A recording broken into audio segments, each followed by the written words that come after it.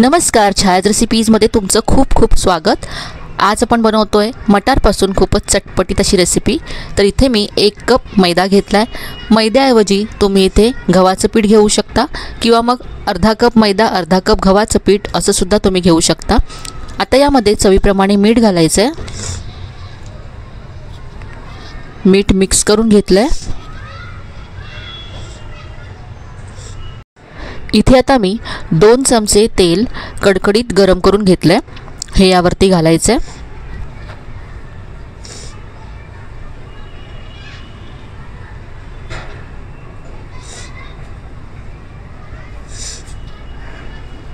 गरम आहे तर आधी हे चमच्याने मिक्स करून घेऊया।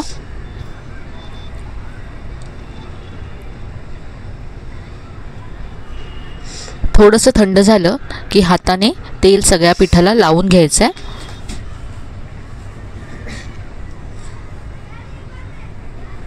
तर 2 ते 3 मिनिटं हे तेल पिठाला असं चोळून लावून घ्यायचं, म्हणजे सगळीकडे तेल लागेल आणि आपली जी पारी आहे ती मस्त खुसखुशीत व्हायला मदत होईल।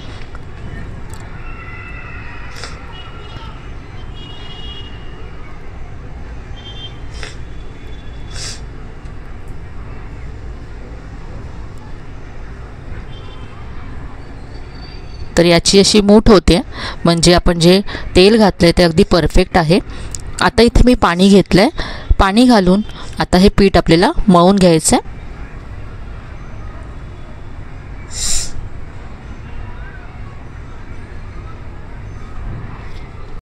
पिठाचा असा पहा गोळा मळून मी तयार केलाय। आता हे पीठ आपण झाकून बाजूला ठेवूया सेट होण्यासाठी। तोपर्यंत आपण सारण तयार करूया। तर इथे मी गॅसवरती एक पॅन गरम करत ठेवलाय। यामध्ये 1 चमचा तेल घालायचे।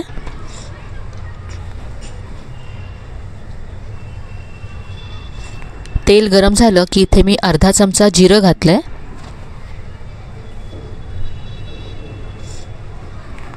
जिरं मस्त तडतडलं की इथे पाव चमचा हिंग घालायचं।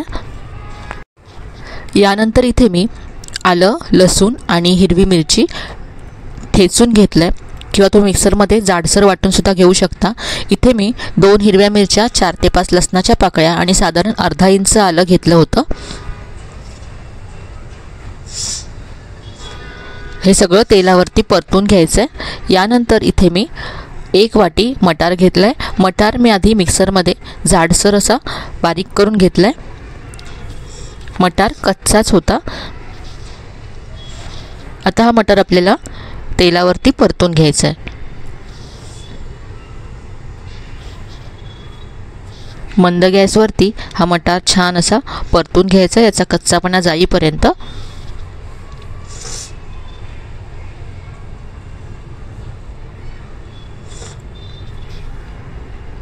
आता यामध्ये थोडंसं पाणी शिंपडायचं आहे, 1 ते 2 चमचे।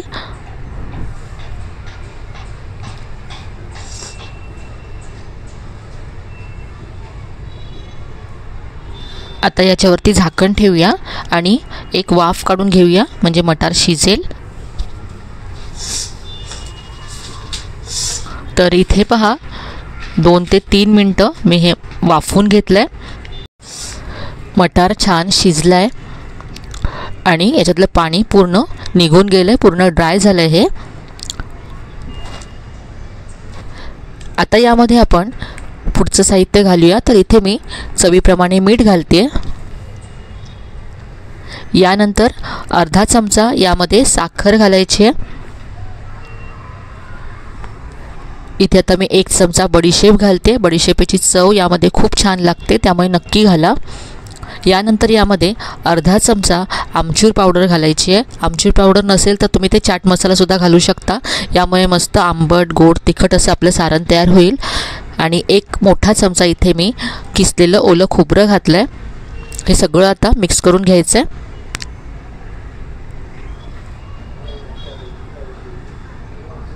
तर हे अगदी चटपटीत असं आपलं सारण तयार झालंय। यामध्ये मी कोथिंबीर घातली बारीक चिरलेली। मिक्स करून घेऊया आणि गॅस बंद करूया।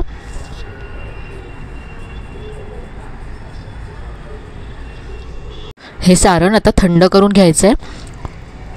पीठ आपण झाकून ठेवलं होतं ते पाहूया. हे आता पुन्हा एकदा मळून घ्यायचं आहे. तर इथे आपलं पीठ तयार आहे, त्याबरोबरच मस्त असं सारणसुद्धा तयार आहे. आता आपण याच्या खुसखुशीत अशा मटारच्या करंज्या तयार करूया. तर इथे आता यातला मी एक छोटासा गोळा घेते.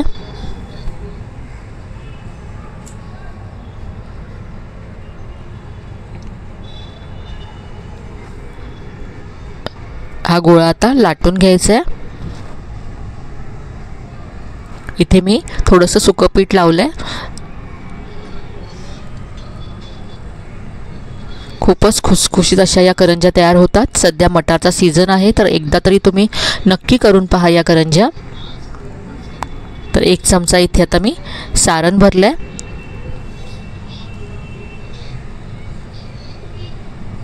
पाणी लावून घ्यायचं आहे.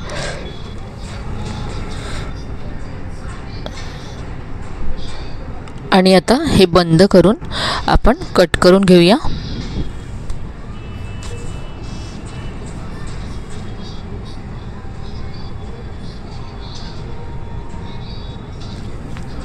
तर इथे करंजी तयार आहे.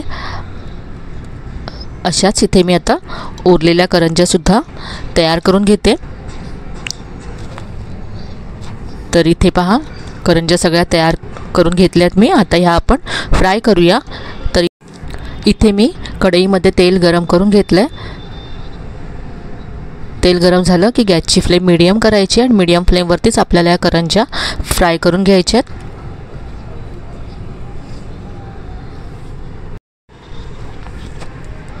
गोल्डन ब्राउन होईपर्यंत या करंज्या मी फ्राय करून घेते. इथे करंज्यांना मस्त असा रंग आला आहे, आपण काढून घेऊया.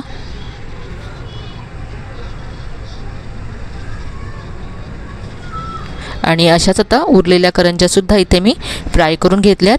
तर अगदी मस्त खुसखुशीत अशा आपल्या ह्या मटारच्या करंज्या तयार आहेत. नक्की करून पहा, तुम्हाला नक्कीच आवडेल. तर आजची ही रेसिपी तुम्हाला नक्कीच आवडली असेल. रेसिपी कशी वाटली कमेंटमध्ये कळवायला विसरू नका. रेसिपी आवडली असेल तर व्हिडिओला जास्तीत जास्त लाईक करा, शेअर करा. चॅनलला अजून सबस्क्राईब केलं नसेल तर नक्की सबस्क्राईब करा. चला तर मग पुन्हा भेटूया अशा छान छान आणि नवीन नवीन रेसिपीसह. तोपर्यंत धन्यवाद.